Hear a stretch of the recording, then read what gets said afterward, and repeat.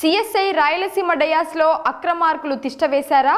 CSI సంస్థ ఆస్తులను పరులపాలు చేయడానికి పన్నాగం పన్నుతున్నారా? సిఎస్ఐ రక్షకులే భక్షకులుగా మారడంతో సిఎస్ఐలో పోరాటం జరుగుతోందా?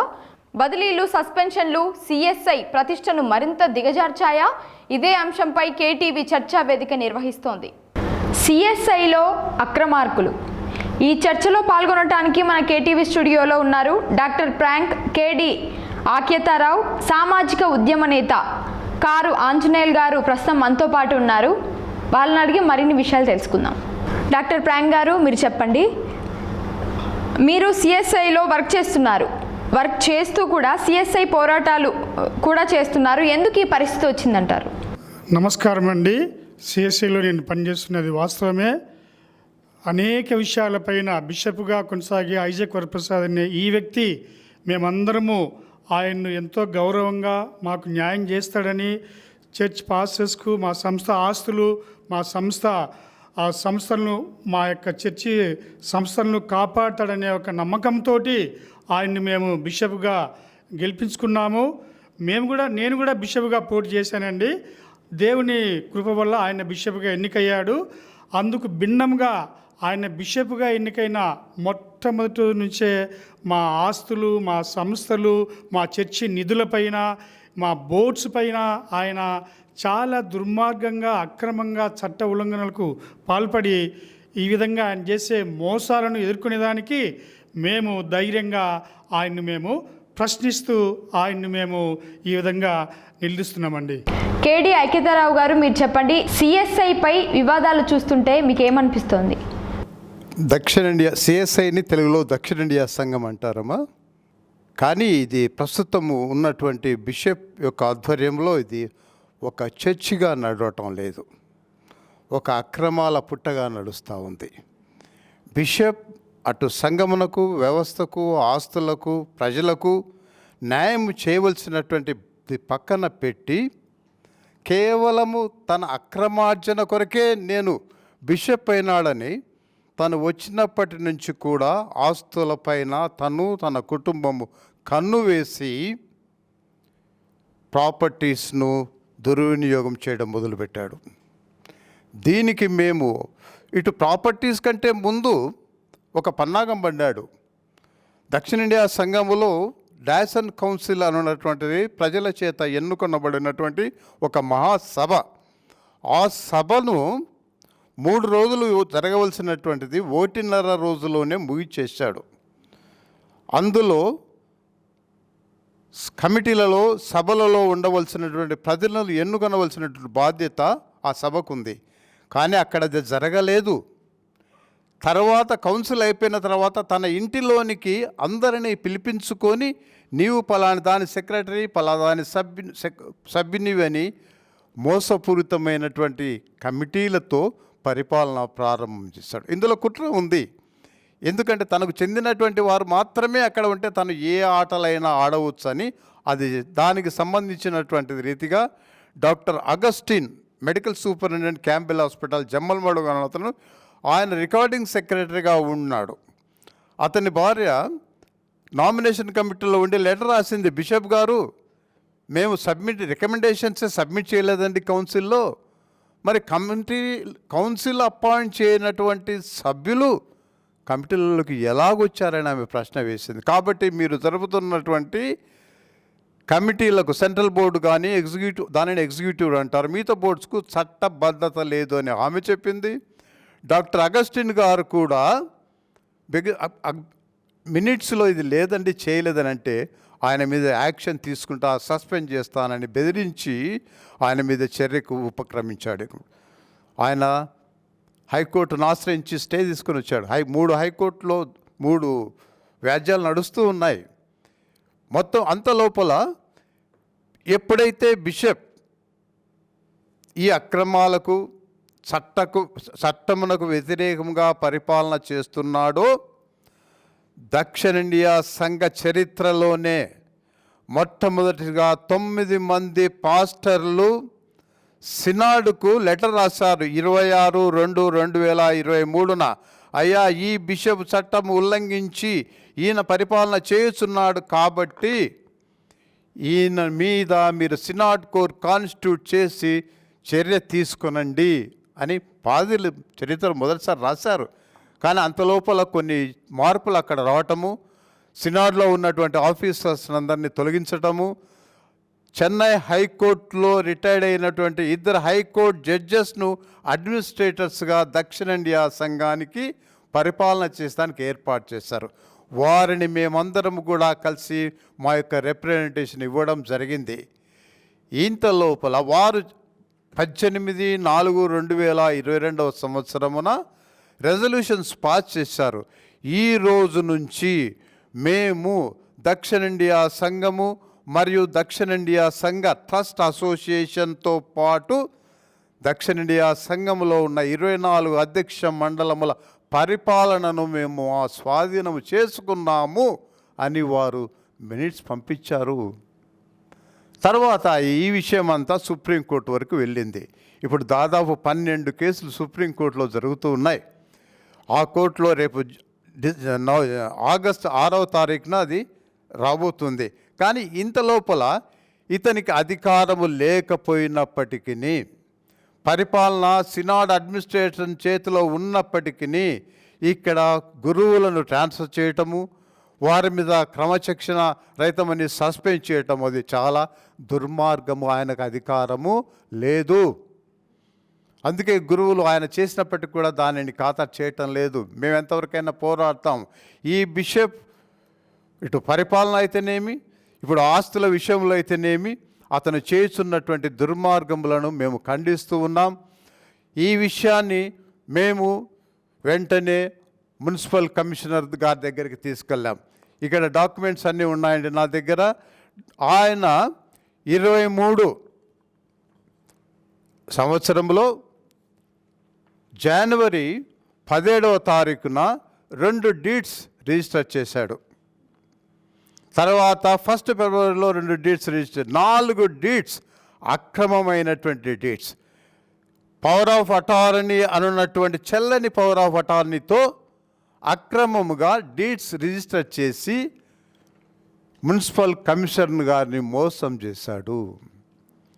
నేను మున్సిపల్ కమిషనర్ గారి దగ్గరికి వెళ్ళి డాక్యుమెంట్స్ చూపించి, అయ్యగారు ఈ అందులో పవర్ ఆఫ్ అటార్నీ 4కి ఇస్తారు, 4కి ఇచ్చినటువంటిది in the name of the designation మీద వస్తుంది.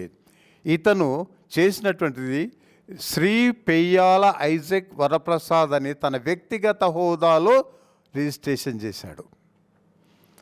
నేను మున్సిపల్ కమిషనర్ గారికి, అయ్యా ఇతను ఇచ్చినటువంటి డాక్యుమెంట్ ఫేక్, ఇది అన్రిజిస్టర్డ్ డాక్యుమెంట్, ఇలాంటివన్నీ తప్పులు. వెంటనే కమిషనర్ గారు 3 నిమిషాల్లో వర్క్ స్టాప్ చేశారు. ఈరోజు వరకు కూడా అది నిలబడి ఉంది. తర్వాత మేము దీని రిప్రజెంటేషన్ డిస్ట్రిక్ట్ రిజిస్టర్ గారి దృష్టికి వెళ్ళాం. అయ్యా ఈ రిజిస్టర్ చేసినటువంటి ఇవంతా కూడా తప్పు, అక్రమం జరిగింది అని వారికి తీసుకెళ్ళినప్పుడు వారు దాని మీద దర్యాప్తు జరిపించారు. దర్యాప్తు జరిపించిన తర్వాత వారు ఒక లెటర్ డిప్యూటీ ఇన్స్పెక్టర్ జనరల్ గారికి రాశారు. దాంట్లో ఏం రాశారంటే, అయ్యగారు ఇదిగో complainants have established their prima facie. ఈ 2 రిజిస్ట్రార్లు ఈ డీడ్స్ను రిజిస్టర్ చేయటములో చాలా తప్పు చేశారు. ఫ్రాడులెంట్గా ఇవి అప్టైన్ అయినట్టు ఎస్టాబ్లిష్ అయిపోయింది.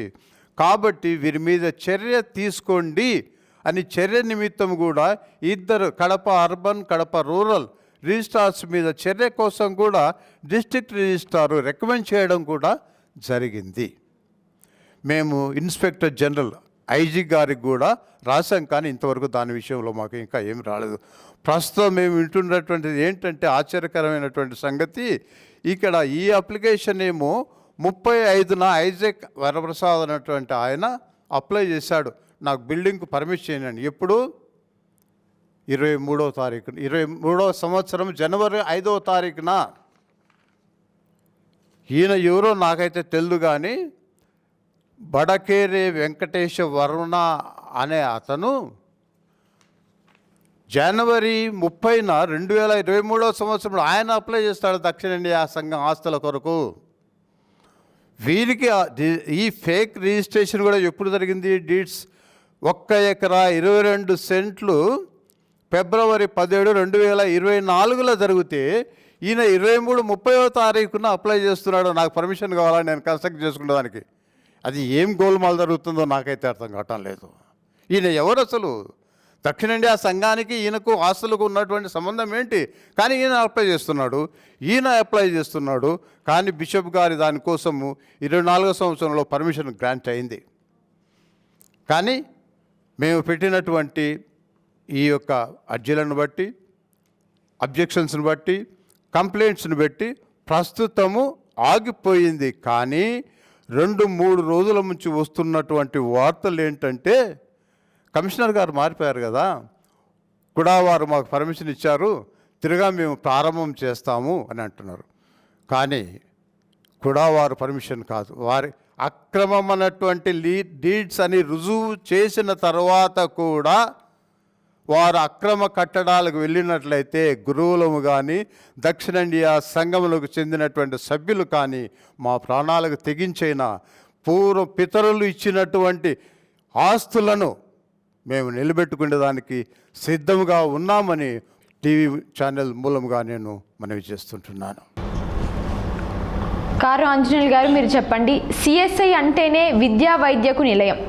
మరి అలాంటిది భవిష్యత్తులో సిఎస్ఐ పై ఉన్నటువంటి స్థలాలు కానీ ఆస్తులు కానీ లేకుండా పోయే ప్రమాదానికి కారణం ఏంటని మీరు భావిస్తున్నారు? ఈరోజు కడపలో ఈ చర్చ జరగడం అనేటువంటిదే బాధాకరం. ఎందుకంటే సిఎస్ఐ సంస్థ మేము పుట్టకముందు నుంచి కూడా రాయలసీమలో, వెనుకబడినటువంటి రాయలసీమలో విద్యను కానీ వైద్య రంగాన్ని కానీ అభివృద్ధి చేయటంలో మొదటి స్థానంలో ఉన్నదని చెప్పి చెప్పుకోవచ్చు.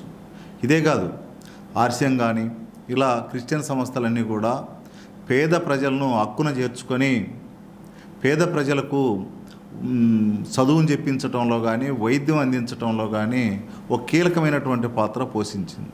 ఇదే CSI doctor YS Rajasekhara Reddy గారికి ఇట్లా చదువులో కానీ వాళ్ళ కుటుంబ సభ్యులు అందరూ కూడా ఈరోజు ఒక ఉన్నతమైన స్థానంలో ఉన్నారంటే అది సిఎస్ఐ ఘనచరిత్ర అని చెప్పి నేను నమ్ముతా ఉన్నా, అది వాస్తవం కూడా. అలాంటి సంస్థ ఈరోజు కనుమరుగైపోతూ ఉంది అంటే కొంచెం బాధగా ఉంది. దీన్ని చెప్పుకోవడం కూడా కొంత ఇబ్బందికరంగా కూడా ఉంది. ఇప్పుడు సిఎస్ఐ సంస్థకు ఈ స్థితికి బిషప్ గారు దిగజారుస్తున్నారు అని చెప్పి ఆ సంస్థలో పనిచేస్తున్నటువంటి గౌరవ ఇద్దరు పాస్టర్సు చాలా క్లియర్గా చాలా ఆధారాలతోటి వాళ్ళు చెప్తా ఉన్నారు. మాకు కూడా కొన్ని ఆధారాలు పాస్టర్లు తెచ్చిచ్చారు. మా దగ్గర ఈ ఆధారాలు చాలా క్లారిటీగా ఉన్నాయి. ఏంటంటే ఈ బండికేశు వెంకటేష్ శర్మ అనేటువంటి ఆయన బెంగళూరుకు సంబంధించిన ఆయన కడప నగరంలో ఒక 7 స్పీడ్ షాపులు నడుపుతూ ఉన్నాడు. పెద్ద ఎత్తున కడప నగరంలో ఆదాయాలు సంపాదిస్తూ ఉన్నాడు. ఈయన ఇంకొక సుధీర్ అనేటువంటి ఇప్పుడు ఈ కొత్తగా కోటిరెడ్డి సర్కిల్లో ఈయన లలితా జ్యువెలర్స్ అనేటువంటి ఒక షాపు అక్కడ ఓపెన్ చేస్తూ ఉన్నాడు. ఆ షాపు యజమాని ఈయన మధ్య బిషప్ మధ్య మీడియేటర్గా ఈయన, తర్వాత ఐస్ క్రీమ్ రవి అనేటువంటి ఆయన ఉండరు అనేటువంటి చర్చ నాకు సిఎస్ఐ సభ్యులు కొంతమంది చెప్పడం జరిగింది. ఈ స్థలానికి బిషప్ గారి మధ్య వీళ్ళ మధ్య ఒడంబడిక కుదిర్చింది వీళ్ళిద్దరేనటువంటి పద్ధతిలో చెప్పారు. దాంట్లో ఎంత ఏంటి అనేటువంటిది మా దగ్గర ఆధారాలు లేవు కాబట్టి దాన్ని నేను ఇప్పుడు చెప్పలేకపోతా ఉన్నా. ఏం ఊరికే ఇవ్వరు. ఆయన లలితా జ్యువెలర్స్ ఆయన చెప్తాడు ఊరికే రావు డబ్బులు అని చాలా క్లియర్గా చెప్తూ ఉంటాడు. విశాఖపట్నం ఆయన కడపలో ప్రారంభించబోతా ఉన్నాడు. డబ్బులేం ఊరికే రావు, కరెక్టే. స్థలాలు కూడా ఊరికే రావు. సిఎస్ఐ సంస్థ స్థలాలు కూడా ఊరికే రావు. ఈరోజు ఊరికి వస్తూ ఉంది అని చెప్పి వాళ్ళు చెప్తా ఉంటే నమ్మటానికి ఏం అంత సిద్ధంగా లేము. అయితే దీంట్లో ఎక్కువ మంది సిఎస్ఐలో కానీ ఆర్సిఎంలో కానీ క్రిస్టియన్ సంస్థలో కానీ 90% దళితులే ఉంటారు. ఈ దళితులకు వైద్యం కానీ విద్య కానీ అందకుండా పోయేటువంటి ప్రమాదం స్పష్టంగా కనపడుతుంది. కాబట్టి కొన్ని వివరాలు మనం మాట్లాడుకోవాలి. ఈయన వెంకటేష్ అనేటువంటి శర్మ గారు బ్రాహ్మణ్కి సంబంధించిన ఆయన, ఆ చర్చికి కానీ లేకపోతే సభ్యత్వంలో కానీ ఎక్కడ ఉన్నాయని కాదు. ఈ సుధీర్ అనేటువంటి ఆయన వైశ్యుడు, ఆయనకు కూడా ఆ సంస్థలో ఎలాంటి సంబంధాలు లేవు. మరి వీళ్ళిద్దరి పెత్తనం ఏంటి అక్కడ? వీళ్ళిద్దరికి ఈ ఆస్తులు ఎట్లా వస్తూ ఉన్నాయి? వీళ్ళిద్దరి పేరుతో ఈ రిజిస్ట్రేషను ఎట్లా జరిగింది? తర్వాత దానికి సంబంధించిన నాకు ఇచ్చినటువంటి ఫాస్టర్స్ చాలా క్లియర్గా 1 టౌన్లో కంప్లైంట్ కూడా చేశారు. ఎస్పీ గారికి కూడా కంప్లైంట్ చేసినట్టు ఉంది. మరి ఈ వివరాలన్నీ చూసుకుంటే వెంకటేష్ అనేటువంటి ఆయన జొరబడ్డాడు. ఫస్ట్ ఆఫ్ ఆల్ దయచేసి ఎస్పీ గారు ఆయన మీద కేసు, సుధీర్ మీద, వెంకటేష్ మీద కేసు ఎఫ్ఐఆర్ చేయాలి. చేసి ఇంట్రాగేషన్ చేస్తే లేకపోతే వివరాలు రాబడితే దీని మీద ఒక సిట్టు దర్యాప్తును వేస్తే దాంట్లో జరిగినటువంటి గోల్మాలన్నీ కూడా బయటకు వస్తాయి. వాళ్ళ బిషప్ గారి విషయాలు చాలా చెప్పారు పెద్దలు. కానీ వాళ్ళ అబ్బాయిల విషయం కూడా కొన్ని కేసులు వ్యవహారం 1 టౌన్లో ఉన్నట్టు మేము విన్నాం. అది వాస్తవా లేదా అనేటువంటిది దర్యాప్తులో తేలుతుంది. అయితే ఈరోజు బ్రోకర్స్, ల్యాండ్ మాఫియా కడప నగరంలో ఈ 5 సంవత్సరాల కాలంలో చర్చిలు కానీ ఏమీ వదలలే, రైల్వే భూములు కానీ చర్చిలు కానీ ఆఫీసులు కానీ ఏమీ వదలలే. దాంట్లో భాగంగానే చర్చిని కూడా వాళ్ళు వదలలే, అంతే తప్ప ఇంకోటి కాదు. ఈ భూమిని మొత్తం కబ్జా చేయడానికి ఒక ప్రయత్నం జరుగుతూ ఉంది. అక్కడనే లలితా జ్యువెలర్స్ ఇప్పుడు ప్రారంభోత్సవానికి సిద్ధంగా ఉంది. దాని మీద ఈ మధ్య మేము కార్పొరేషన్లో కూడా కంప్లైంట్ చేసాం. ఎందుకు కంప్లైంట్ చేసామంటే దానికి ఎక్కడే ఫైర్ జరిగితే ఎక్కడే కానీ బయటకు వచ్చేటువంటి అవకాశం కూడా లేదు. అక్కడ మొత్తం పక్కనే ప్రైవేట్ స్కూల్ ఉంది. ప్రైవేట్ స్కూల్లో దాదాపు 2000 మంది పిల్లలు ఉంటారు. పొరపాటు జరిగితే 2000 పిల్లలు మాడి మసి అయిపోయినటువంటి ప్రమాదం స్పష్టంగా కనపడుతుంది. ఈయనే మొదట్లో వెంకటేష్కు ఆ భూమి అన్నారు. వెంకటేష్ నాకు వద్దు అన్న తర్వాత అదే సర్వే నెంబర్లో, అంటే అప్పుడు జరిగినటువంటి దాని డాక్యుమెంట్ నెంబర్లు 1242, 1243, 1244, 1245, 2003 ఇవి అప్పుడు డాక్యుమెంట్స్.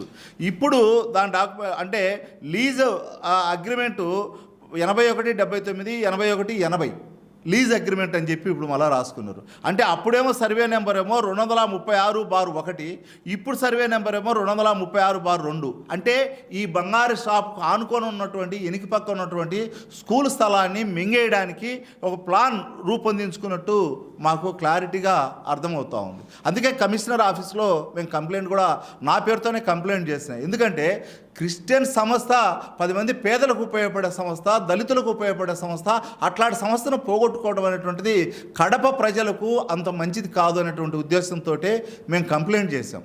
జ్యువెలర్స్ మీద కంప్లైంట్ చేసాం. అక్కడ జ్యువెలర్స్ షాప్ పెడితే అక్కడ ఉన్నటువంటి ఆ పక్క ఉన్నటువంటి విద్యాసంస్థ కానీ ఈ పక్క ఉన్నటువంటి విద్యాసంస్థ కానీ క్రౌడ్ ఎక్కువ ఉన్నటువంటి ఏరియా అది. ఫైర్ జరిగితే మొత్తం ధ్వంసం అయ్యేటువంటిది. అక్కడ పెడుతున్నదే ఆ వెనకాల సిఎస్ఐ స్థలం ఈ సుధీర్ అనేటువంటి ఆయన తీసుకోవడం కోసం పెడుతున్నాడు అనేటువంటిది స్పష్టంగా ఈ డాక్యుమెంట్లో క్లియర్గా ఉంది. కాబట్టి మేమేమంటామంటే ఒక సిట్ను ఎస్పీ గారు కానీ కలెక్టర్ గారు కానీ సిఎస్ఐ సంస్థల మీద ఒక సిట్ను వేయాలని చెప్పి మేము విజ్ఞప్తి చేస్తూ ఉన్నాం. ఈ రాయలసీమ అభివృద్ధి అంటే సర్కిల్ కట్టడమో లేదా రోడ్లమ్మడి పూలు చెట్లు పెంచడమో కాదు. ప్రజల ఆస్తులు కాపాడడం ముఖ్యం. ప్రజల ఆస్తులు కాపాడమే అభివృద్ధి. ఇప్పుడు అభివృద్ధి అనేటువంటిది మొత్తం రిజిస్ట్రేషన్ డిపార్ట్మెంటు సాయంకాలానికి డిఆర్ గారు మొత్తం ఎక్కడెక్కడ ఎన్ని రిజిస్టర్లు జరిగాయి, ఏమేమి జరిగాయి అని చెప్పి రివ్యూ చేస్తాడు సాయంకాలం, లేకపోతే మరొక రోజు రివ్యూ చేస్తారు. ఈ రివ్యూలో కనపడడం లేదా వైలేషన్స్ దీంట్లో జరిగినాయని? మరి నువ్వు ఐజీ గారికి, శివరాం గారికి ఎన్ని రోజులైంది రిపోర్ట్ రాసి? మేము చాలా కంప్లైంట్ 160 కంప్లైంట్లు నీకు ఇచ్చున్నాం. అయ్యా రైల్వే భూములు కబ్జా చేశారు, అవి మీరు రిజిస్టర్ చేశారు. తెలుగంగ ఆఫీసును కబ్జా చేశారు, రిజిస్టర్ చేశారు. పోలీసు వాళ్ళు రిజిస్టర్ చేశారు. తర్వాత బుగ్గవంక 42 ఎకరాలు రిజిస్టర్ చేశారు. ఇవన్నీ మేము వివరాలు ఇచ్చాం. మరి ఇన్ని రోజులు పడుతుందా నువ్వు ఎంక్వైరీ చేసి రిపోర్ట్ చేసి ఆ అధికారుల మీద యాక్షన్ తీసుకోవడానికి? ఖచ్చితంగా మీకు భాగస్వామ్యం ఉంది. కాబట్టి వీటన్నిటిపైన మేము విజ్ఞప్తి చేసేది ఏంటంటే కడప జిల్లా కలెక్టర్ గారిని ఒక షిట్టు, ప్రధానంగా సిఎస్ఐ పైన ఒక సిట్ అధికారిని టీమును నియమించాలి. అన్ని అగ్రిమెంట్లు పరిశీలించాలి. ఎక్కడెక్కడ వైలెన్స్ జరిగినాయో, ఎక్కడెక్కడ నిబంధనలకు వ్యతిరేకంగా చేశారో వాటి మీద అడిగితే వెంటనే మన డిఆర్ గారు లేకపోతే సుందరేషన్ గారు కొన్ని సంఘాలను పురమాయించి ఆ సంఘాలతో ప్రెస్ మీట్లు పెట్టిస్తున్నారు, ఆ సంఘాలలో తిట్టిస్తున్నారు, కొంతమంది చేత బెదిరిస్తున్నారు. బెదిరించినా తిట్టించినా ఇంకోటి చేసినా సిఎస్ని కాపాడుకుందాం. సిఎస్ మనందరి సంస్థ, అది మొత్తం మతాలకు అతీతంగా మొత్తం విజ్ఞానం నేర్పించినటువంటి గొప్ప సంస్థ అది. ఆ సంస్థను కాపాడుకోవటం మనందరి బాధ్యతగా మేము ఫీల్ అవుతా ఉన్నాం. అందుకని ఈ సిఎస్ఐ సంస్థ ప్రధానంగా బండికేశ్ వెంకటేష్ వర్మ గారిని సీరియస్గా కస్టడీలోకి తీసుకొని ఎంక్వైరీ జరిగితే దాని వెనకాల ఎవరున్నారు, ఎవరెవరికి ఎంత ముట్టింది. ఎందుకంటే నేను బిషప్ గారిని అనే స్థాయి నాకు లేదు, ఎందుకంటే ఆయన చేశాడా లేదా అనేటువంటి గౌరవనీయులు పెద్దలు చెప్పారు. కాబట్టి అంటే లలిత బంగారంగడు ఆయన చెప్తుంటాడు డబ్బులు ఊరికే రావని, స్థలాలు కూడా ఊరికే రావయ్యా బాబు అని మేము చెప్తా ఉన్నాం. అందుకని మొత్తం కడప నగరంలో స్థలాలు ఏం ఊరిక రావటం లేదు, 100 కోట్లు పెడుతున్నారు. వీళ్ళు చంపడానికి కూడా, మనసులు చంపడానికి కూడా సిద్ధపడుతున్నారు. ఈ మధ్యకాలంలో కడప నగరంలో నడి రోడ్లో నరికారు స్థలాల విషయంలోనే. కాబట్టి వచ్చినటువంటి ఎస్పీ గారు కూడా చాలా గట్టి ఆఫీసర్ అని చెప్పి విన్నాం. జేసీ గారు, కలెక్టర్ గారు మంచి ఆఫీసర్స్ ఇప్పుడు వచ్చారు. కాబట్టి ఒక సిట్ దర్యాప్తు సిఎస్ఐ సంస్థల మీద జరపాలని నేను విజ్ఞప్తి చేస్తా ఉన్నా. జేకబ్ ఫ్రాంక్ గారు, మీరు చెప్పండి, సిఎస్ఐలో అవినీతిని గనక ప్రశ్నిస్తే బదిలీలు, సస్పెన్షన్లు తప్పవని అంటున్నారు. మరి మీరు కూడా ఇలాంటివి ఏమైనా ఎదుర్కొన్నారా? నిజంగా 100% మీరు అడిగిన ప్రశ్నకు సమాధానము మేమే బాధితులము. మేము ప్రశ్నిస్తుంటున్నాం కాబట్టి నన్ను కూడా కలిపి 6 మందిని బదిలీలు చేశారు, సస్పెండ్ చేశారు. అయినా మేము భయపడకుండా బిషప్ గారు అక్రమంగా బోర్డ్స్లో చెల్లని ఒక నకిలీ బూటకపు సభ్యుల్ని పెట్టుకొని, ఇందాక సీనియర్ గురువర్యులు రేవంత్ అఖితరాబాబు గారు చెప్పినట్లు మా మహాసభ కౌన్సిల్ అనేటువంటిది మాకు అధికృత ఒక మంచి అక్కడనే బోర్డ్స్ అని ఎన్నుకుంటాము. 3 రోజులు జరగాల్సిన ఆ యొక్క కౌన్సిల్ను ఒక రోజులోనే ఆయన ముగించి తనకు నచ్చిన వారితో తన ఇంట్లో కూర్చొని ఈ యొక్క బూటకు బోర్డ్స్ ఎన్నిక చేసుకొని, ఇంకా యవనస్తులు అని, యూత్ అని, విమెన్ అని, లే వర్కర్స్ అని, చర్చిలో పనిచేసే వాళ్ళని, ఈ రేషియోను అతను ఉల్లంఘించి తనకు అనుకూలంగా ఉండే ఒక డమ్మీ సభ్యులను బోర్డులో పెట్టుకొని మా మీద కక్షతో మేము న్యాయము పద్ధతి అడిగామని చెప్పేసి మా అందరినీ కూడా మొదట 9 మందిని ఆయన బదిలీ చేశారు. చాలామంది కొంతమంది భయపడి చేరిపోయినారు. 6 మంది మేము భయపడకుండా ధైర్యంగా లీవ్లో వెళ్ళిపోయినాము. నేను రామేశ్వరంలో, ప్రొద్దుటూరులో ఒక 350 మంది సభ్యులుండి ఒక పెద్ద చర్చికి నేను డీసీ అనగా డివిజనల్ చైర్మన్గా పనిచేస్తుంటున్నాను. ఇప్పటి వరకు బిషప్ గారి ఆర్డర్స్ మేము లెక్క చేయకుండా అక్కడే న్యాయం కోసం పట్టుబట్టి సంఘ సహకారం చేత మేము బిషప్ గారి ఆర్డర్స్ మేము ధిక్కరించి మేము ఇప్పటికీ అక్కడనే పనిచేస్తుంటున్నామండి. ఇంకో విషయం కూడా, ఈ బిషప్ గారు ఆయన ఆకాశం నుంచి ఊడిపడ్డ దేవదూత ఏం కాదండి. నేను కూడా బిషప్గా పోటీ చేశాను, అయ్యగారు బిషప్గా పోటీ చేశారు. ఇదొక పెద్ద ప్రక్రియ. అతని మీద చాలా అవినీతి ఆరోపణలు ఉంటున్నవి. కొన్ని కోట్లు వెచ్చించి ఆయన అక్రమార్గంలో బిషప్గా పదవిని స్వీకరించినట్లు మా యొక్క 5 రాష్ట్రములలో దక్షిణ భారతదేశంలోని 5 రాష్ట్రములలో ఉన్నటువంటి ఈ యొక్క ఆ పెద్దలను వారిని తృప్తిపరిచి వారి యొక్క దయను పొందుకున్నవాడై అక్రమంగా వచ్చినట్టు ఆరోపణలు ఉంటున్నవి. అది వేరే సమస్య అండి. ఏమైతేనేమి ఈయన కూడా అదే స్కూల్లో చదువుకున్నాడు, నేను అదే స్కూల్లో చదువుకున్నాను, సిఎస్ఐ కాంపౌండ్లోని సిఎస్ఐ హై స్కూల్లో. ఇతని బాధ్యత ఏమంటే ఒక కస్టోడియన్గా అనగా ఒక కాపలాదారుడుగా ఒక కస్టోడియన్గా అతను యొక్క ఆస్తులను సంరక్షించాలి, సంస్థలను పెంపొందింపజేయాలి. ఇందాక సార్ చెప్పినట్లు బడుగు బలహీన దళిత వర్గ పిల్లలకు మేలు జరిగే విధంగా స్కూల్స్, హాస్టళ్ళు, సంస్థలు స్థాపించాలి. ఇవేమీ కాకుండా ఈ యొక్క ధార్మిక సంస్థను తన స్వార్థానికి, తన కుటుంబానికి అనుకూలంగా ఈ ప్రభుత్వాన్ని మోసం చేస్తూ పేరుకేమో ఒక చారిటబుల్ సొసైటీ పెడతాడండి. అక్కడ ఆ యొక్క రూమ్స్ అన్నీ కూడా కమర్షియల్గా వ్యాపార సంబంధంగా మలుచుకొని ఆ అద్దెను కూడా రూల్స్ ఉల్లంఘించి తన జేబుల్లోకి ఆ యొక్క అద్దెను ఆయన తీసుకుంటూ ఉంటున్నారు. ఉదాహరణకు జియాన్ పీఈటీ కాలేజీ ఉన్న రూమ్స్ అన్నీ కూడా అవన్నీ కూడా ఒక బిషప్ గారి పేరు మీద ధార్మిక సంస్థ ఒక తరపున మరి పిల్లలకు ముఖ్యంగా అనాథ పిల్లలకు ఆ యొక్క సహాయము ఆ డబ్బులు వచ్చేట్లు రూపొందించారు పేరుకు మాత్రము. కానీ దానిని ఒక వ్యాపార గదులుగా వాటిని మార్చి ఆ డబ్బులు కూడా సబ్లీజ్కి ఇచ్చి పైకేమో ఒక రేటు లోపల 2-3 చేతులు మారి ఆ యొక్క తేడా అమౌంట్ ఈయన జోబులోకి వెళ్తున్నదండి. ఇదే విధముగా దాదాపు 23 ఎకరాలు ఉండే సిఎస్ఐ కాంపౌండ్లో ఎస్పీ బంగ్లా గారి వెనకలు ఉన్న ఆ యొక్క రూమ్స్, ఒక ఆయన జలంధర్ రెడ్డి అని కేక్వాల్ అని ఆయనకు 8 రూమ్స్ అండి, పెద్ద రూమ్స్. సొంతంగా ఈయన డబ్బులు ఒక 40-50 లక్షలు, ఖచ్చితంగా మాకు తెలియదు, ఒక అపవాదం అయితే ఆయన చక్కర్లు కొట్టుంటున్నది. 40-50 లక్షలు ఆయనతో పర్సనల్గా ఒక లోన్ తీసుకొని మరి ఆ గదులకు అద్దె పెంచకుండా ఆయన నేరుగా కోర్టుకే వెళ్ళి ఈ యొక్క పర్మనెంట్ ఇంజెక్షన్, ఈ రూమ్స్ నా ఆధీనంలో ఉన్నవి, యాజమాన్యం వారు నన్ను ఇబ్బంది పెట్టకూడదని చెప్పేసి ఆయన పర్మనెంట్ ఇంజెక్షను మా స్థలంలో కట్టిన మేము వెచ్చించి మా యొక్క సభ్యులు సంఘములు మేము మరి తినక సంఘ అభివృద్ధి కొరకు వేసిన కానుకలు చందాలు వెచ్చించిన ఆ యొక్క డబ్బుతో ఖర్చు పెట్టిన ఆ యొక్క రూములు ఆయనకు అనుకూలంగా డబ్బులు తీసుకొని ఒక వ్యాపార కేంద్రంగా దాన్ని మార్చుకున్నాడండి. ఇంత కాకుండా ఈయన సర్టిఫికేట్ ఫేక్ BTH BD అని మాకు చర్చి ఫాదర్స్లో ఒక ఒక ఒక మినిమం క్వాలిఫికేషన్ ఉంటుందండి, వేదాంత సంబంధంగా ఒక గురుపట్ట అంటారు దాన్ని. ఈయన చదివింది BTH ఇంటర్మీడియట్ క్వాలిఫికేషన్తో. ఆయన BTH చదివి BD చదివినట్టు ఆన్ రికార్డ్ ఇవన్నీ మా దగ్గర ఆధారాలు ఉన్నాయండి. కొన్ని సంవత్సరంలో ఆయన దొంగ జీతం కూడా తీసుకున్నాడు, ఎక్కువ జీతాన్ని తీసుకున్నాడు, కేసు నమోదైంది. గతంలో ఈయన గారు వ్యవసాయ కూలీగా తన్ను తాను దొంగగా మోసంగా ఒక సర్టిఫికేట్ తెచ్చుకొని వైట్ రేషన్ కార్డు సంపాదించుకొని దాని ద్వారా ప్రభుత్వం నుంచి కూడా ఒక 75,000 సుమారు దాదాపు ఆ యొక్క నిరుపేదలకు వెళ్ళే డబ్బును కూడా ఆయన లాగేసుకున్నాడు. అంతేగా ఆరోగ్యశ్రీ ద్వారా ఒక బిషప్ గారు మేము మత గురువులము, మాకు అది వర్తించదండి, కానీ తెల్ల రేషన్ కార్డు BPL అనగా పేద దారిద్ర్య రేఖకు దిగి ఉండే కుటుంబాలకు వెళ్ళాల్సినటువంటి ఆ యొక్క ధనాన్ని, ఆ యొక్క వెసులుబాటును కూడా ఆయన మోసం చేసి తీసుకున్నాడు. కేసు నడుస్తుంటున్నది. అంతేకాకుండా ఇతని పైన మన 4 జిల్లాల్లో ఒక్కొక్క ప్రాంతంలో ఇతనిపైన అసమ్మతి, ఇతనిపైన ధర్నాలు, ఇతని అవినీతి పైన అందరూ కూడా తిరుగుబాటు చేస్తుంటున్నారు. ఇతని కుమారుని పైన కూడా ఒక యువతిని వేధించిన కేసులో FIR నమోదైందండి. FIR కాపీ కూడా మీకు మేము ఇస్తాము.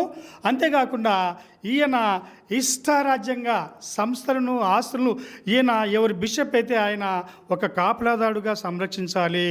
ఇక్కడ చౌకీదార్ గారే చోరుగా మారి కాపాల్సిన యొక్క బిషప్ గారే ఒక దొంగగా మారి ఆస్తులపైన తెగబడి పిల్లలు చదువుకునే యొక్క స్కూల్లో నడి మధ్యలో ఒక వ్యాపార భవనానికి అనుమతులు ఇచ్చి సుధీరనేతనికి అనుమతి ఇచ్చి ఆ పిల్లల స్కూల్ వాతావరణాన్ని భంగం చేసి అటు DO గారు అయితేనేమి విద్యాశాఖ అయితేనేమి మేమందరం కూడా గట్టిగా కేకలు వేసి అరిస్తే అప్పుడు మేయర్ గారు మా పైన దయవించి పెద్దలు చెప్పినట్లు ఆ యొక్క అభ్యర్థన పత్రాన్ని వారు స్వీకరించి చూసి విచారించి ప్రైమా ఫేసి ఇక్కడ పొరపాటు జరిగింది, power of attorney Isaac Varaprasad అనే బిషప్ గారు తన సొంత పేరు మీద మార్చుకున్నారు, మనుగడలో లేని ఈ యొక్క పవర్ ఆఫ్ అటార్నీని వారు ఉన్నట్టు ఫేక్ చేశారు అని వారు నిర్ధారించుకొని సుందరేషన్ అనే సబ్ రిజిస్ట్రార్ గారిని తిరిగి ఆయన డిమోషన్ మీద ఈ పొరపాటు వల్ల కమలాపురం పంపించిన కూడా మాకు సమాచారం ఉన్నదండి.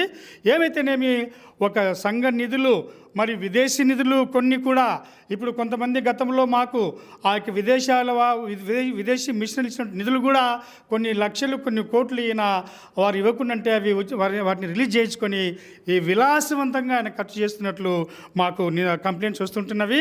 మేము SP గారు కంప్లైంట్ చేసినాము, స్టేషన్లో కంప్లైంట్ చేసినాము, ఇతని పైన అలుపెరిగని పోరాటం చేస్తుంటున్నాము. ప్రశ్నించినందుకు మమ్మల్ని అన్ని నిబంధనలు తుంగలో దొక్కి మమ్మల్ని బదిలీ చేశాడు, మేము కదలలేదు, అన్యాయం అని చెప్పేసి ఇప్పుడు మా పైన సస్పెన్షన్ వేసినా కూడా ధైర్యంగా మేము 6 మంది పాస్టర్లము ఇతని ఆగడాలు మేము ఎదుర్కొంటూ ధైర్యంగా ఈ యొక్క పబ్లిక్ సమాచారము మీ యొక్క గౌరవనీయమంటే మీ యొక్క ఛానల్ ద్వారా మేము అందరికీ యొక్క వాస్తవాలు తెలియజేస్తుంటున్నాము. ఇతనిని మత పెద్దలు, మా సినాడి పెద్దలు, ప్రభుత్వ అధికారులు ఇందాక అయ్యగారు అన్నట్లు ఒక సిట్ను, ఒక విచారణ సంస్థను ప్రత్యేకంగా ఇతనిపైన వేస్తే తప్ప ఇతని ఆగడాలకు హద్దులు ఉండవు. మరి రహస్యంగా ఈ యొక్క సర్వే నెంబర్లు మార్చి ఉండే అడ్రస్లు మార్చి, ఉదాహరణకి ఈ మధ్యనే జేఎన్ కాలేజ్ పీటీ కాలేజీ వారు గతంలో అద్దెకు తీసుకొని మాకు మా యొక్క బిల్డింగ్స్లో వారు వాడుకుంటున్నారు. కొన్ని కారణాల వల్ల వాళ్ళు అద్దె కట్టలేకపోయారండి.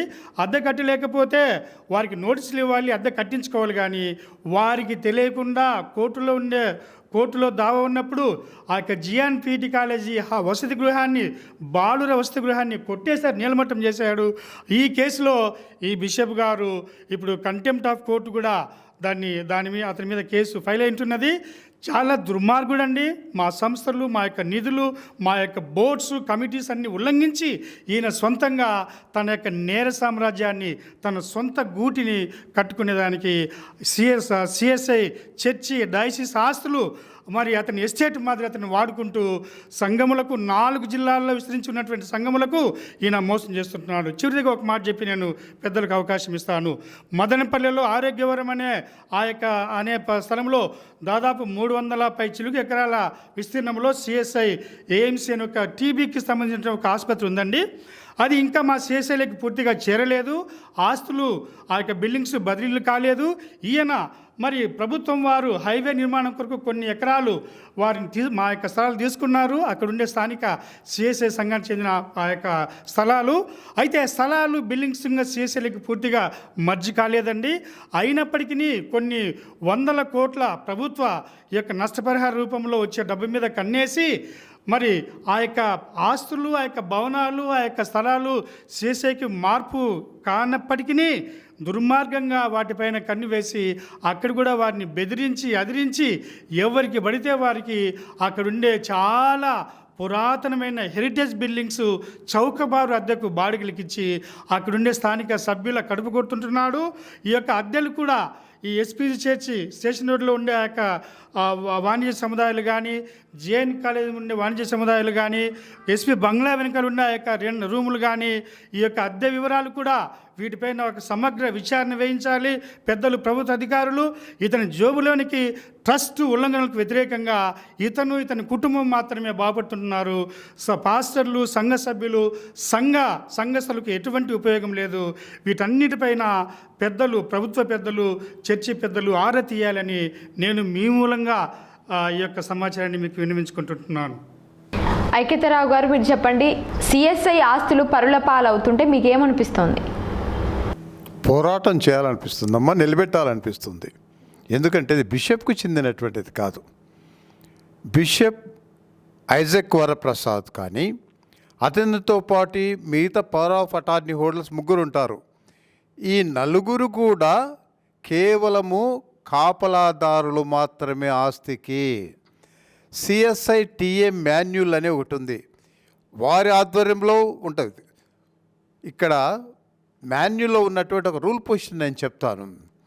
Trust property shall not be leased, mortgaged or sold without prior sanction of the synod executive working committee and the Church of South India Trust Association. కాబట్టి వారి యొక్క అనుమతి లేకుండా ఇతను ఒక అర్ధ సెంటు కూడా ముట్టేదానికి వీలు లేదు. మేము ఇది జరిగిన తర్వాత సినాడ్ ట్రస్ట్ ఆఫీస్కి వెళ్ళాం. ఏమండి మీరు పర్మిషన్ ఇచ్చినారా అంటే నో, మేము పర్మిషన్ ఇవ్వలేదు. మరి వారి పర్మిషన్ ఇవ్వకుండా, వారి అనుమతులు ఇవ్వకుండా ఇతడు స్వతహాగా తన ఇంటి ప్రాపర్టీ అన్నట్లు కోట్లు విలువ చేసే ఆస్తులను దుర్వినియోగము చేస్తూ ఉన్నాడు. ఈ సందర్భంగానే మరొక విషయాన్ని నేను జ్ఞాపకం చేస్తాను. ఎస్పీ గారి ఇంటి వెనుక ఉన్నటువంటి బిల్డింగ్స్ ఉన్నాయి అక్కడ, బిషప్ సుమిత్రా కాంప్లెక్స్ అని. దానిలో కన్స్ట్రక్షన్ టైంలో అప్లికేషన్ పెట్టుకున్నారు. అప్లికేషన్ పెట్టుకున్నప్పుడు పర్పస్ ఏంటి పెట్టారు తెలుసంటే, అనాథ పిల్లలకు హాస్టల్స్ కట్టేదానికని అప్లికేషన్ పెట్టారు. అది కానీ అది ఏమిటిగా మారిపోయింది? కమర్షియల్ కాంప్లెక్స్గా మారిపోయింది. నంబర్ 1. నంబర్ 2, మేము లాస్ట్ ఇయర్ 23వ సంవత్సరంలోనే కడప మున్సిపల్ కమిషనర్ గారికి ఇన్ఫర్మేషన్ యాక్ట్ కింద కొంత సమాచారం అడిగాం. అయ్యగారు, మరి ఈ సుమిత్రా కాంప్లెక్స్ అనున్నటువంటి దానికి సరైనటువంటి అనుమతులు ఉన్నాయా? వీరు కట్టవలసినటువంటి డబ్బు కట్టారా అంటే వారు రిప్లై ఇచ్చారు. ఆ డాక్యుమెంట్ మీకు ఒక కాపీ ఇస్తాను. 2015 సంవత్సరంలోనే 3,95,00,000 రూపాయలు వీరు కట్టలేదు, బకాయిలు ఉన్నాయి. 2010 అంటే ఇప్పుడు ఇంట్రెస్ట్ అది కొన్ని కోట్ల ఉంటుంది. మరి ఈ బిల్డింగ్ కట్టేదానికి వీరికి అనుమతులు ఇచ్చారా? నో, మేము అనుమతులు ఇవ్వలేదు. అంటే నగర నడిబొడ్డులో అక్రమ నిర్మాణాలు జరుగుతూ ఉంటే, చారిటీ కోసం కాకుండా వ్యాపారానికి వాడుతూ ఉంటే మరి దీనిని ఊరికే చూస్తూ ఉంటారా? మీరు ఎందుకు దీనిని కూలతోయకూడదు అని మేము లెటర్ ఇచ్చాం కమిషనర్ గారికి. రిప్లై ఇచ్చారండి, మీరు ఇచ్చినటువంటి లెటర్ మాకు ముట్టింది, మేము ఒక కమిటీని అపాయింట్ చేశాము, వారు చూస్తూ ఉన్నారు, తర్వాత మేము దాని సమాధానం చెప్తాం. అదేవిధంగా జియోన్ కాలేజ్ ఎదురుగా ఉన్నటువంటి బిల్డింగ్స్ ఉన్నాయి అక్కడ. అవేమి కమర్షియల్ కాంప్లెక్స్గా సులభ కాంప్లెక్స్ ఉన్నాయండి, సిన్ షెడ్స్ అండి. అవి ఒక దక్షిణ ఇండియా సంఘం కట్టవలసినటువంటి బిల్డింగ్స్ కాదు అవి. అడిగితే వాటికి కూడా మేము అనుమతి ఇవ్వలేదు. అంటే అప్పుడు అడిగాము, అయ్యా వాటిని కూడా పడదలేండి మీరు, మావే ఇవి, కానీ అక్రమ వాటి కోసము మేము అనుమతి ఇవ్వము, మీరు పడదోయండి. అలాగే సిఎస్ఐ స్కూల్ కాంపౌండ్లో ఈ యొక్క నిర్మాణాలకు కూడా మీరు దయచేసి వాళ్ళు పెట్టినటువంటి అప్లికేషన్స్ మీరు రిజెక్ట్ చేయండి అని కూడా పెట్టాం. ఇంకొక పాయింట్ ఏమో, అయ్యా బిషప్గా ఉండి ఇన్వాలిడ్ ఫేక్ డాక్యుమెంట్స్ మీకు సబ్మిట్ చేసి మీ ద్వారా పర్మిషన్ తీసుకొని నిర్మాణం చేస్తూ ఉంటే మీరు వారి మీద ఎందుకు క్రిమినల్ ప్రొసీడింగ్స్ ఇనిషియేట్ చేయకూడదని కూడా అడిగాం మేము. రాలేదు, ఇంకా మాకు సమాధానం రాలేదమ్మా. అది సమాధానం ఏం రాబోతుందంటే 2-3 రోజుల్లో వింటున్నాము, పర్మిషన్ వస్తుందంట సమాధానం. మళ్ళా కట్టుకోండి మీరు అక్రమ కట్టడాలని ఇస్తున్నారు అనే వార్త వస్తుంది. దానిలో మరి ఎంత మటుకు సత్యమో ఏమో అనేది మాకు తెలియదు. కానీ మొత్తానికి తిరుగా మేము లెటర్ రాస్తాం. ఏమండి, డిస్ట్రిక్ట్ రిజిస్ట్రారే ఎస్టాబ్లిష్ చేశాడు ఈ డీడ్స్ అన్నీ కూడా 1241, 1242, 1243, 1244, 45 ఆఫ్ 2023 ఫ్రాడులెంట్లీ అబ్టైన్డ్. అదేవిధంగా 8179, 8180 ఆఫ్ 2024 ఫ్రాడులెంట్లీ అబ్టైన్డ్ అని డిస్ట్రిక్ట్ రిజిస్ట్రార్ ఎస్టాబ్లిష్ చేసిన తర్వాత మరి అలాంటి స్థలములలో అనుమతులు ఎట్లా వస్తాయో మేము చూడాల్సిందే, మేము చూడాలి, మీరు కూడా వాటిని చూడవలసిందే. కాబట్టి మరి ఇంకొక భయంకరమైన విషయం ఏంటంటే, సిఎస్ఐకి చెందినటువంటి ఆస్తిని అక్కడ రిలయన్స్ డిజిటల్స్ అని వెటర్నరీ హాస్పిటల్కి ఎదురుగా ఉంది. అది 2015 సంవత్సరంలోని ఇప్పుడు పెయ్యాల ఐజక్ వరప్రసాద్ అనున్నతను రెవరెండ్ బెన్ అనున్నతను వారు లీజుకి ఇచ్చారు. సిఎస్ఐ ట్రస్ట్ అసోసియేషన్ వారు 10 సంవత్సరాలకు ఇచ్చారు పర్మిషన్ లీజుకి ఇవ్వమని, కానీ వారు 15 సంవత్సరాలకు ఇచ్చారు. అక్కడ ఫ్రాడ్ జరిగింది. నాకు ఈ మధ్యనే ఒక ఆడిట్ రిపోర్ట్ దొరికింది, అది 2019 సంవత్సరంది. అందులో 54 లక్షల రూపాయలు ఆ సంవత్సరానికి రావాల్సినటువంటిది ఆ రిలయన్స్ నుంచి డయాసిస్కు రాలేదు. అంటే 2015 నుంచి ఇంతవరకు కూడా ఆ యొక్క జీసస్ టవర్స్ అనున్నటువంటి ద్వారా అధ్యక్ష మండలానికి ఒక్క పైసా ఆదాయము రాలేదు. ఎవరి ద్వారా జరిగింది అన్యాయం అంతా, ఈ నష్టమంతా? శ్రీ పెయ్యాల ఐజక్ వరప్రసాద్ ద్వారా. కాబట్టి నేను కూడా మరి అయ్యగారు సజెస్ట్ చేసినట్లు మరి జిల్లా ఉన్నతాధికారులు కానీ రాష్ట్ర ఉన్నతాధికారులు కానీ ఇదిగో దక్షిణ ఇండియా సంఘం యొక్క ఆస్తులకు చాలా ప్రమాదపు టంచుల్లో ఉంది, దుర్మార్గుల చేతిలో పడిపోతూ ఉంది. కాబట్టి దీన్ని నిలబెట్టవలసినటువంటి బాధ్యత మాకే కాదు, మరి జిల్లా అధికారులకు, ప్రభుత్వానికి. మరి ఇంతవరకు దక్షిణ ఇండియా సంఘం స్కూలు ద్వారా ఎన్నో ఫలితాలు అనుభవించి విద్యను అభ్యసించి ఉన్నత శిఖరాలు అందుకున్నటువంటి ప్రతి పౌరునికి కూడా ఇందులో బాధ్యత ఉంది. అందరం కలిసి ఈ ఆస్తులను నిలబెట్టుకోవాలని మీ ద్వారా నేను కోరుతుంటున్నాను. కారు ఆంజనేయులు గారు, మీరు చెప్పండి, ఉద్యమ నేపథ్యం ఉన్నటువంటి మీరు సిఎస్ఐ ఆస్తుల పరిరక్షణకు ఎలాంటి ఉద్యమం చేయబోతున్నారు? సిఎస్ఐని కాపాడుకోవాలి అన్న విజ్ఞానవంతులు అందరితోటి, విద్యార్థులు, కలిసి వచ్చేటువంటి రాజకీయ పార్టీలు, ప్రజా సంఘాలందరినీ ఒక వేదిక మీదకి తీసుకురావాలనేటువంటి ఆలోచన చేస్తూ ఉన్నాం. ఈ పరిరక్షణ సిఎస్ఐ పరిరక్షణ వేదిక అనేటువంటిది ఒకటి ఏర్పాటు చేసి ఈ సుధీర్, ఈ వెంకటేష్ శర్మ, తర్వాత దాని వెనకల్లో ఉన్నటువంటి సిఎస్ఐని వాళ్ళకి అప్పచెప్పడానికి ప్రయత్నం చేసేటువంటి అన్ని విషయాలు బయటపెట్టడం కోసం ఈ కార్యాచరణను ఒకటి రూపొందిస్తాం. వీలైనంత తొందరలో విద్యార్థులను, యువకులను, తర్వాత ఉద్యోగస్తులను, సిఎస్ఐని గౌరవించేటువంటి ప్రతి ఒక్కరిని కూడా దీంట్లో కలుపుకొని ఒక ఉద్యమం తీసుకురావాలనేటువంటి ఆలోచన చేస్తూ ఉన్నాం.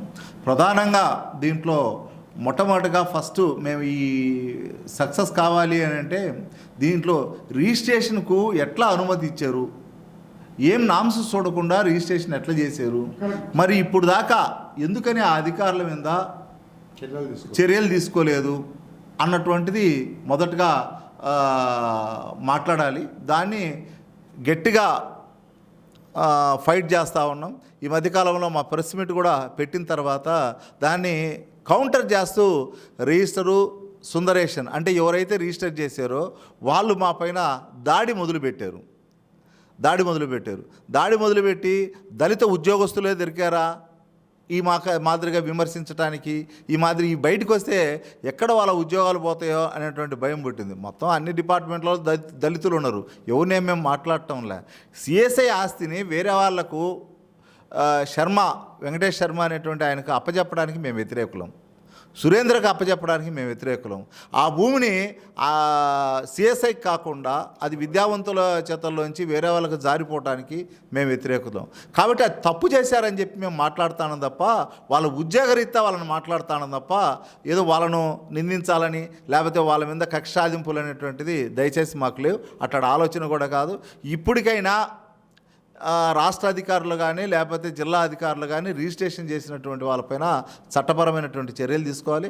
లేకపోతే సంతకాల సేకరణ దగ్గర నుంచి అనేక కార్యక్రమాలు, ఒక కార్యాచరణను వీలైనంత తొందరలో అంటే ఆగస్టు 15 లోపలనే ఒక కార్యాచరణను పెద్దలందరినీ కలిసి, ఇంకా విశాలంగా రాయలసీమ వ్యాప్తంగా అందరినీ కలిసి, సిఎస్ఐ సంస్థకు సంబంధించినటువంటి అందరినీ కలిసి, ఇంకా కలిసి వచ్చే వాళ్ళందరినీ కలుపుకొని ఒక కార్యాచరణను రూపొందించబోతా ఉన్నాం.